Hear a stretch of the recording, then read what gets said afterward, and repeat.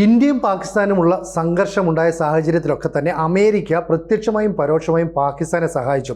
അന്ന് വരെ നമ്മുടെ കൂടെ ഉണ്ടായിരുന്ന ഡൊണാൾഡ് ട്രംപ് എന്താണ് മറുകണ്ഠം ചാടിയെന്നൊക്കെ നമ്മളന്ന് ചിന്തിച്ചു. പിന്നീട് ചില രഹസ്യ വിവരങ്ങളൊക്കെ പുറത്തു വന്നു. അതായത് പാകിസ്ഥാനിൽ അമേരിക്കയ്ക്ക് സ്വന്തമായ എയർപോർട്ട് ഉണ്ടായിരുന്നു, ആ എയർബേസിനെയാണ് ഇന്ത്യ തകർത്തതെന്നൊക്കെയുള്ള വിവരങ്ങൾ പുറത്തു വന്നു. എന്തായാലും ഇന്ത്യയെ തകർക്കാൻ അല്ലെ ഇന്ത്യയുടെ വളർച്ചയെ മുരടിപ്പിക്കാൻ ട്രംപ് ചില ശ്രമങ്ങളൊക്കെ നടത്തി എന്നുള്ളത് വാസ്തവമാണ്. ഇപ്പോൾ പുറത്തു വരുന്ന വിവരങ്ങൾ അനുസരിച്ച് അമേരിക്കയിൽ ആഭ്യന്തര കലാപം രൂക്ഷമായി പടരുന്നു. അതായത് ട്രംപ് മുന്നോട്ട് വെച്ച ഈ ട്രേഡ് വാർ അത് വലിയ സംഘർഷങ്ങളൊക്കെ ലോകത്തെമ്പാടും ഉണ്ടാക്കി. അതിനുശേഷം അവിടെ കുടിയേറ്റക്കാരെ പുറത്താക്കുന്ന നിയമം കൊണ്ടുവന്നു. ഇപ്പോൾ എന്ത് സംഭവിച്ചു എന്ന് പറഞ്ഞാൽ അമേരിക്കയിലെ ലോസ് ആഞ്ചൽസ് ഉൾപ്പെടെയുള്ള മേഖലയിലെ കുടിയേറ്റക്കാർ വലിയ സംഘർഷവുമായി തെരുവിലേക്ക് ഇറങ്ങുന്നു. അവിടുത്തെ പോലീസ് ജീപ്പുകൾ കത്തിക്കുന്നു, ട്രക്കുകൾ, സ്വകാര്യ കാറുകളെല്ലാം തന്നെ അഗ്നിക്കിരയാക്കുന്നു, കെട്ടിടങ്ങൾ ഭാഗികമായി പൂർണ്ണമായി തകർക്കുന്നു, പോലീസിന് നേരെ കല്ലെറിയുന്നു. എന്തിന് ചുരുക്കം പറഞ്ഞാൽ മുമ്പ് ജമ്മു കാശ്മീരിലൊക്കെ ഉണ്ടായിരുന്ന സാഹചര്യത്തിന് സമാനമായ ഒരു സാഹചര്യം ലോകത്തിലെ ഏറ്റവും ശക്തവും സമ്പദ് സമൃദ്ധവുമായ രാജ്യത്തുണ്ടാകുന്നു. അതായത് ഈ പ്രശ്നം ഉണ്ടാക്കുന്നത് മുഴുവൻ മെക്സിക്കൻ കുടിയേറ്റക്കാരാണ്. അവിടെ കുടിയേറിയ ആൾക്കാരിൽ ഇപ്പം നമുക്കറിയാം, അവിടുത്തെ പ്രധാനപ്പെട്ട നഗരങ്ങളിലൊക്കെ തന്നെ 1/3 കുടിയേറ്റക്കാരാണ്. ഈ മെക്സിക്കോക്കാർ അവിടേക്ക് കടന്നു കയറുകയും അവരുടെ ശമ്പളത്തിൽ അല്ലെ അവരുടെ വരുമാനത്തിൻ്റെ 5% ടാക്സ് ആയിട്ട് പിടിക്കാൻ ട്രംപ് ശ്രമിക്കുകയൊക്കെ ചെയ്തപ്പോൾ വലിയ സംഘർഷവും പ്രശ്നവുമാണ് ഉണ്ടാകുന്നത്. അപ്പോൾ കാലിഫോർണിയയിൽ കടകളിലൊക്കെ കയറി റെയ്ഡ് നടത്തുന്നു, അവിടുത്തെ സ്ഥാപനങ്ങൾ റെയ്ഡ് നടത്തുന്നു, കുറേ പേരെ പിടികൂടുന്നു. അവർക്കെതിരെ ഈ മെക്സിക്കൻ ജനത ഒന്നായിട്ട് തെരുവിലേക്ക് ഇറങ്ങുന്നു. നേരത്തെ ഈ അമേരിക്കക്കാർക്ക് ഇന്ത്യക്കാരോട് പോലും വലിയ സ്നേഹമൊന്നും ഉണ്ടായിരുന്നില്ല. അന്ന് അമേരിക്കക്കാർ പറയുമോ, ഇന്ത്യക്കാരെന്ന് പറഞ്ഞാൽ അവരുടെ കൾച്ചർ ശരിയല്ല, ഡ്രസ്സിങ് ശരിയല്ല, അവരുടെ ഭക്ഷണ രീതി, അവരുടെ മസാല നിറഞ്ഞ ഭക്ഷണത്തിൻ്റെ മണം നമുക്ക് സഹിക്കാൻ പറ്റില്ല. അപ്പോൾ ഈ പറയുന്ന അനധികൃതമായി വരുന്ന മെക്സിക്കക്കാരാണോ നല്ലത് അതോ ലീഗലായിട്ട് വരുന്ന ഇന്ത്യക്കാരാണോ നല്ലതെന്ന് ചോദിച്ചാൽ അവർ അന്ന് പറയുന്നത് മെക്സിക്കോക്കാർ മതിയെന്ന് പറയുന്നു. പക്ഷേ ഇന്ത്യക്കാർ അങ്ങനെയല്ല. ഇന്ത്യക്കാർ എന്ന് പറയുന്നത് അതിജീവനത്തിന് വേണ്ടി അമേരിക്ക ഉൾപ്പെടെയുള്ള രാജ്യങ്ങളിലേക്ക് പോകുന്നു. അവിടുത്തെ തൊഴിലിടങ്ങളിൽ സമാധാനപരമായി ജോലി ചെയ്യുന്നു. ടെക്നിക്കലി ക്വാളിഫൈഡ് ആയതുകൊണ്ട് തന്നെ അമേരിക്ക ഉൾപ്പെടെയുള്ള മറ്റ് രാജ്യങ്ങളിലെ തൊഴിലാളികളെക്കാൾ മികവ് പുലർത്താൻ അവർക്ക് സാധിക്കും. അവർ ഇത്തരം പ്രശ്നമുണ്ടായാൽ തെരുവിലേക്ക് ഇറങ്ങാനോ സംഘർഷം ഉണ്ടാക്കാനോ ഒന്നും ശ്രമിക്കുന്നില്ല. അപ്പോൾ കാനഡയിൽ കുറച്ച് ഖാലിസ്ഥാൻവാദികൾ പ്രശ്നം ഉണ്ടാക്കുന്നത് പോലെയല്ല. ഇന്ത്യക്കാരുടെ ഒരു പൊതു നിലവാരം എന്ന് പറയുന്നത് സ്വന്തമായി ജോലി ചെയ്യുക, വരുമാനം ഉണ്ടാക്കുക, കുറച്ച് പൈസ നീക്കി വെക്കുക, സ്വന്തമായി വീട് നിർമ്മിക്കുക, കാർ മേടിക്കുക, അങ്ങനെ അമേരിക്കക്കാരെ പോലും അസൂയപ്പെടുത്തുന്ന രീതിയിൽ അവരുടെ ജീവിത നിലവാരം മെച്ചപ്പെടുത്താൻ ശ്രമിക്കുന്ന ആൾക്കാരാണ്. അപ്പോൾ ഇത്രയും നാൾ കുറ്റം പറഞ്ഞ ഈ ഇന്ത്യക്കാർ അവിടെ യാതൊരു പ്രശ്നവുമില്ലാതെ മുന്നോട്ട് പോകുന്നു. മെക്സിക്കൻ ജനത അമേരിക്കയ്ക്കെതിരെ വലിയ പ്രശ്നമുണ്ടാകുന്നു. അമേരിക്കയ്ക്ക് അവിടെ ഏതാണ്ട് 2000-ഓളം സൈനികരെ രംഗത്തേക്ക് ഇറക്കേണ്ടി വരുന്നു. അപ്പോൾ ഫെഡറൽ ഗവൺമെൻറ്റിൻ്റെ പോലും പെർമിഷൻ ഇല്ലാതെ 1965 ശേഷമാണ് ഇത്തരത്തിൽ നാഷണൽ ഗാർഡ്സിനെയൊക്കെ അമേരിക്കയ്ക്ക് വിന്യസിക്കേണ്ടി വരുന്നത്. അങ്ങനെ വിന്യസിക്കേണ്ടി വരുന്ന സാധാരണ ഇതിൽ ഇപ്പോൾ അമേരിക്കയ്ക്കെതിരെ ഏതെങ്കിലും രാജ്യത്തിൻ്റെ ആക്രമണം, ഭീഷണിയൊക്കെ ഉണ്ടാകുന്ന സാഹചര്യം, ഇവിടെ കലാപ സമാനമായ സാഹചര്യം ഒരു നഗരത്തിൽ നിന്ന് മറ്റ് നഗരങ്ങളിലേക്ക് പടർന്നു പിടിക്കുകയാണ്. ലോകത്തിന് മുന്നിൽ അമേരിക്ക ആകെ നാണം കെടുകയാണ്. അപ്പോൾ ട്രംപിൻ്റെ വ്യവസ്ഥകൾ, ട്രംപിൻ്റെ നീക്കങ്ങളെല്ലാം പൊളിയുന്നു. ലോകത്തിലെ ഏറ്റവും സമ്പന്നനായ വ്യക്തിയാണ് ഇലോൺ മസ്ക്. ലോകത്തിലെ ഏറ്റവും പവർഫുള്ളായ ഭരണാധികാരിയാണ് ഡൊണാൾഡ് ട്രംപ്. ഇരുവരും തമ്മിൽ കൂടിച്ചേർന്നപ്പോൾ അമേരിക്കൻ ജനത ഒരിക്കലും വലിയ സന്തോഷിച്ചു. കാരണം അവർക്ക് ഇലക്ട് ചെയ്യപ്പെട്ട ഒരു പ്രസിഡന്റിനെ കിട്ടി, ഗിഫ്റ്റായിട്ട് മറ്റൊരു പ്രസിഡന്റിനെ കിട്ടി എന്നൊക്കെയാണ് പറഞ്ഞത്. പക്ഷേ ഇപ്പോൾ എന്ത് സംഭവിച്ചു? ഇരുവരും തമ്മിൽ പരസ്പരം ചെളിവാരി എറിയുന്നു, തമ്മിലടിക്കുന്നു. എന്നിട്ട് പറയുന്നു ഈ 1 വർഷം കഴിയും മുമ്പ് തന്നെ ട്രംപും മസ്കും അടിച്ചു പിരിയുമെന്ന് പറഞ്ഞവരാണ്. പക്ഷേ ഇപ്പോൾ 100 ദിവസമായില്ല, അതിനു മുമ്പേ അടിച്ചു പിരിഞ്ഞു.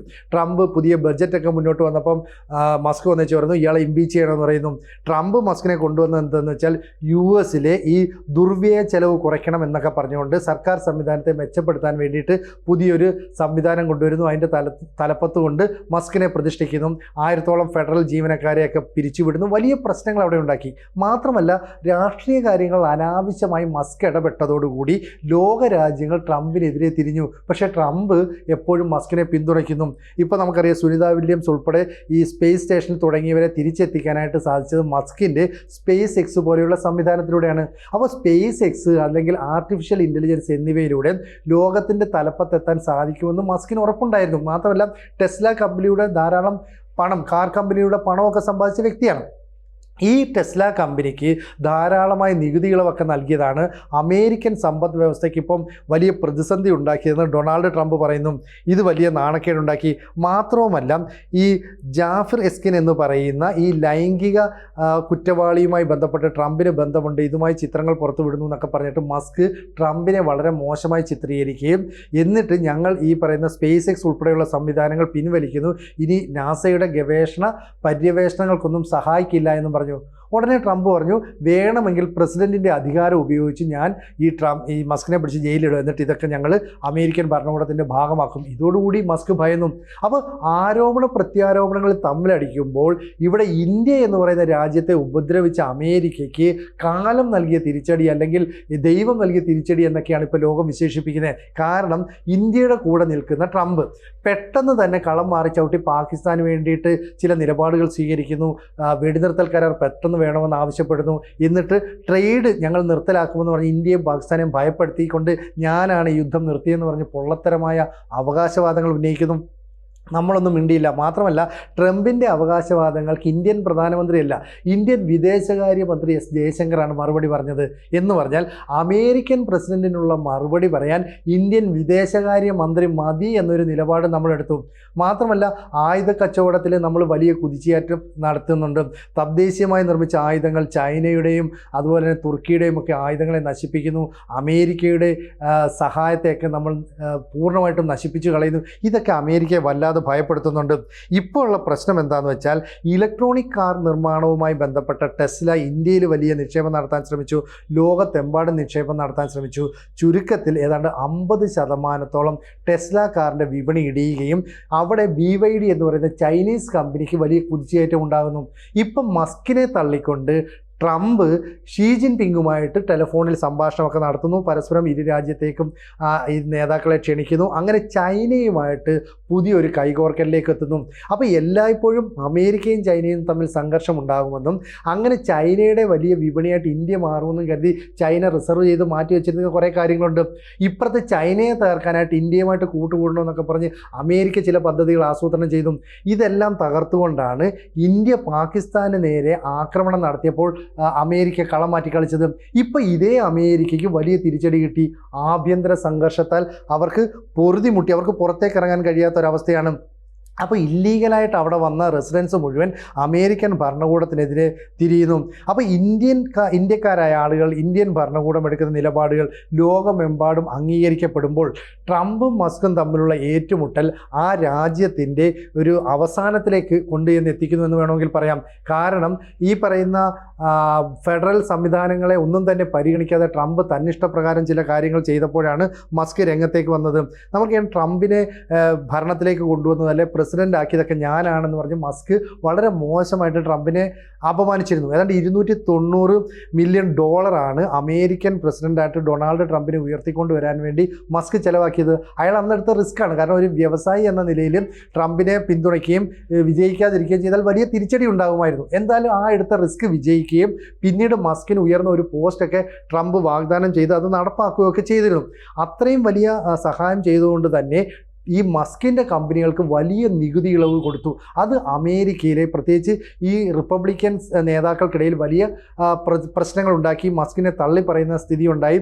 ശരിക്കും പറഞ്ഞാൽ മസ്ക് എന്ന് പറഞ്ഞാൽ പകുതി റിപ്പബ്ലിക്കനും പകുതി ഈ പറയുന്ന ഡെമോക്രാറ്റുമാണ് എന്നുള്ള രീതിയിലൊരു ഇമേജ് ഉണ്ടായിരുന്നു. പക്ഷേ ഈ ട്രംപുമായിട്ട് ചേർന്നപ്പോൾ ഇനി ഞങ്ങൾ സഹോദര തുല്യമാണ് എന്നുള്ള രീതിയിലാണ് പ്രവർത്തിച്ചത്. ഇപ്പോൾ ഇതിനെല്ലാം വലിയ ഇടിവുണ്ടായി. ടെസ്ല കാറിൻ്റെ വിൽപ്പനയിൽ ഇടിവുണ്ടാകുന്നു. തൊട്ട് മുമ്പിൽ ഏറ്റവും ശതകോടീശ്വരൻ എന്നൊക്കെ പറയുന്നത് ലോകത്തിലെ ഏറ്റവും കോടീശ്വരനായ വ്യക്തിയായിരുന്നു ഇപ്പോൾ ഇലോൺ മസ്ക് എങ്കിൽ ഏതാണ്ട് കുറച്ച് കാലത്തിനുള്ളിൽ തന്നെ രണ്ടാമത് നിൽക്കുന്ന കോടീശ്വരനുമായിട്ട് ഏതാണ്ട് $100 ബില്യൺ വ്യത്യാസമായിട്ട് അത് കുറഞ്ഞു. അദ്ദേഹത്തിൻ്റെ സമ്പദ് വ്യവസ്ഥ ചുരുങ്ങി വരുന്നു. അങ്ങനെ മൊത്തത്തിൽ കഷ്ടകാലം പിടിച്ച ഒരവസ്ഥയിലേക്ക് മസ്കും പോകുന്നുണ്ട്, ട്രംപും പോകുന്നുണ്ട്. മാത്രമല്ല ഈ ഇലക്ട്രോണിക് വെഹിക്കിൾ മേഖലയിൽ ചൈനയ്ക്ക് കൂടുതൽ പ്രാധാന്യം നൽകുന്നു. മസ്കിനെ തള്ളിക്കളയും. ഇപ്പം മസ്കിൻ്റെ പേടി എന്താണെന്ന് വെച്ചാൽ ട്രംപിൻ്റെ സ്വഭാവം അനുസരിച്ച് പ്രസിഡൻറ്റിൻ്റെ പദവി ഉപയോഗിച്ചുകൊണ്ട് തന്നെ പിടിച്ചങ്ങനെ ജയിലിലാക്കുമോ, ഇയാളെ വേണമെങ്കിൽ സ്വന്തം രാജ്യത്തേക്ക് പോകണമെന്നൊക്കെയാണ് പറയുന്നത്. കാരണം സൗത്ത് ആഫ്രിക്കൻ വംശജനാണ് ശരിക്കും പറഞ്ഞാൽ ഈ മസ്ക്.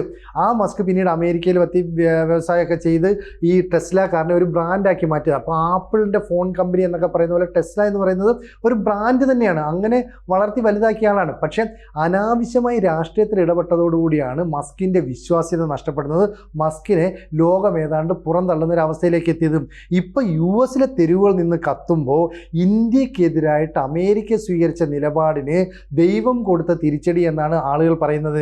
കാരണം ഇന്ത്യ പാകിസ്ഥാനെതിരെ നടത്തിയ ആക്രമണം എന്ന് പറയുന്നത് നിരപരാധികളായ 26 പേരെ പഹൽഗാമിൽ വെച്ച് കൊന്നതിനുള്ള തിരിച്ചടിയാണ്. ആ ഭീകരവാദികളുടെ ക്യാമ്പുകളാണ് ആക്രമിച്ചത്. ഏതെങ്കിലും തരത്തിൽ ഇന്ത്യയെ ആക്രമിക്കാൻ ശ്രമിച്ചാൽ അവരുടെ എയർബേസുകളെ നമ്മൾ നശിപ്പിക്കുകയാണ് ചെയ്തതും. ഇതിലൊരു എയർബേസിൽ അമേരിക്കയുടെ സാന്നിധ്യം ഉണ്ടായിരുന്നു എന്ന വാർത്തകൾ പുറത്തു വന്നപ്പോഴാണ് അമേരിക്കയുടെ കള്ളക്കളി നമുക്ക് തിരിച്ചറിയാൻ കഴിഞ്ഞത്.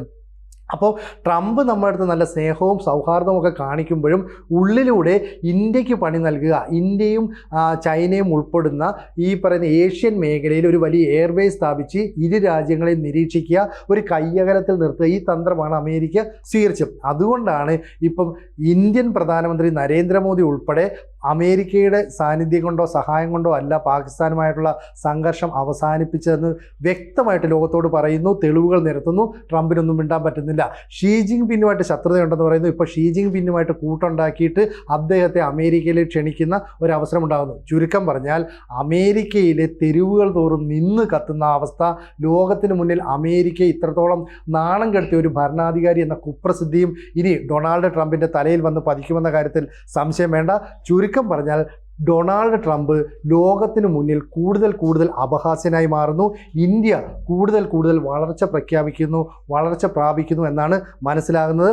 എന്തായാലും ഇന്ത്യക്ക് പണിയാനായിട്ട് ട്രംപ് ശ്രമിച്ചപ്പോൾ തന്നെ അവിടെ മസ്കുമായിട്ട് അടിച്ചു പിരിഞ്ഞു. അവിടുത്തെ ആഭ്യന്തര കലാപം രൂക്ഷമായി മാറുന്നു. ചൈനയുടെ കാല് പിടിക്കേണ്ടി വരുന്നു. അപ്പോൾ ഇന്ത്യക്ക് പണിയാനായിട്ട് അമേരിക്ക ഇറങ്ങിയപ്പോൾ വമ്പൻ പണി തിരിച്ചു കിട്ടിയെന്ന് പറഞ്ഞാൽ ഒട്ടും അതിശയോക്തി നിറഞ്ഞതായിരിക്കില്ല അത്. കൂടുതൽ വാർത്തകളും വിശേഷങ്ങളും നിങ്ങളിലേക്ക് എത്താൻ ABC മലയാളം സബ്സ്ക്രൈബ് ചെയ്യുക, ബെൽ ബട്ടണും അമർത്തുക.